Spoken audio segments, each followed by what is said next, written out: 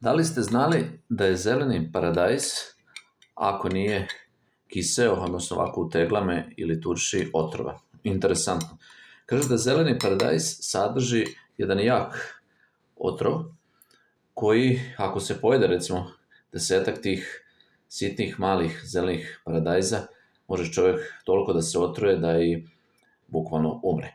Ali, zato se zeleni paradajz kiseli, jer kiseljenjem ili termičkom nekom drugom obradom, kuvanjem, zeleni paradajz postaje jedna fantastična zimska salata, a osim što je ukusan i prijatan za jelo, on je pun vitamina C, vitamina K i određenih vlakana i vitamina B i postaje jedno jako korisno jelo i može da se iskoristi.